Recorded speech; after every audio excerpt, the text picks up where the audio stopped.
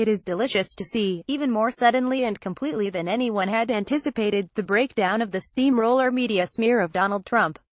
A Trinitarian Deus ex machina descended. The Washington Post, struggling desperately in its discomfort, a few days ahead of the information being forcibly extracted by congressional subpoenas, acknowledged that the Clinton campaign and the Democratic National Committee had paid for the assembly of the Steele dossier.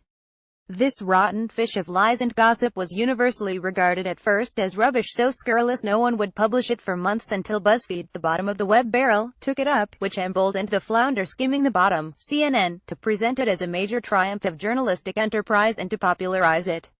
Carl Bernstein, one of America's most Pulitzer-laden myth-makers, was exhumed to pronounce it an important document. Finally, after everything else had led nowhere, bloodthirsty Trumpophobes like the leaders of the Senate Intelligence Committee, Senators Burr and Warner, acknowledged that Mr. Steele was all they could go on, and they could not get at its sources because of the intervention of Special Counsel Robert Mueller and Deputy Attorney General Rod Rosenstein, preventing FBI officials from testifying before Congress. CNN, through the pleasing Erin Burnett wagging her puckered nose at us, tiresomely repeated that some aspects of the Steele dossier had been proved but some were not corroborated, and that the dossier was initiated by Fusion GPS at the request of anti-Trump Republicans, whose place was taken first by the Clinton campaign, when Mr. Trump clinched the Republican nomination, and then by the FBI. In fact, none of it has been seriously corroborated, and the only part of it with the slightest relevance to Mr. Trump's legitimacy as president is a completely unsubstantiated suggestion that some promises might have been made to alter U.S. policy toward Russia favorably if the Russian government could affect the U.S. election's outcome in Mr. Trump's favor. There is not a shred of evidence to support this, despite fervent efforts by the Obama administration and the special counsel to unearth some. Nor is there any evidence of actual Russian influence on the election result or of any policy change by the present administration toward Russia that the Kremlin would welcome. Nor, though the New York Times clings to the story, has any evidence surfaced that Fusion GPS was initially retained on this file by anti-Trump Republicans. It was inexpressibly pleasant to see a CNN expert refer to the news that the sole remaining, pitiful wisp of hopeful damage to Trump in support of the collusion canard was this bit of slime bought and paid for by the Clinton campaign as, get ready for it, a talking point for the Republicans as this hydrogen balloon was blowing up like the Hindenburg at the mast at Lakehurst, New Jersey. The Uranium One affair was boiling over as a new congressional investigation was launched into the whole issue of about $131 million to $145 million being pledged or paid to the Clinton Foundation as Bill Clinton was paid $500,000 for an ordinary speech in Moscow. Secretary of State Clinton and Attorney General Holder agreed to sell 20% of American uranium resources to Russia, through Russian intermediaries then under intensive investigation by the FBI Director, Robert Mueller, and by then U.S. Attorney in Maryland, Rod Rosenstein. I am not quick to allege criminal wrongdoing, and the businessman chiefly involved is someone I know and respect, and it is not clear that anything harmful to national security occurred.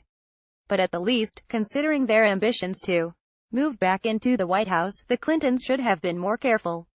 The trifecta was completed with the revelation that the investigation of former Trump campaign chairman Paul Manafort was not based on his brief relations with Donald Trump, but on his lengthy connection with the Democratic Podesta brothers, and the extent to which he helped them funnel wealthy and influential Russians into high governmental circles in Washington. There need not be anything wrong with this either, but it has nothing to do with Trump and the entire fraudulent defamation that Trump did anything improper with the Russians, much less engage in anything compromising the validity of the 2016 presidential election. That claim is an outrage whose time for asphyxiation has come. Still to be unearthed are the full stories of the Wasserman-Schultz skullduggery, and a real story of improper and probably illegal surveillance at Trump Tower. As that will get all the way to President Obama, it may be expected to ooze out slowly and reluctantly, sluggish and foul. Whatever anyone might have done, unless the Clintons took outright bribes for defined illegal services, very unlikely, the whole miasma should be blown away amid a consensus to stop and not to revive this baleful practice of criminalizing policy differences and political rivalries. There is even now no probative evidence that Richard Nixon committed any illegalities, though some of those about him clearly engaged in a criminal conspiracy to subvert justice. Nixon was an outstandingly competent and successful president. There was no excuse for impeaching Bill Clinton, and, although he came close, he did not perjure himself. His were not the most stylish peccadillos any American president has committed, but that had nothing to do with his fitness to serve out his term.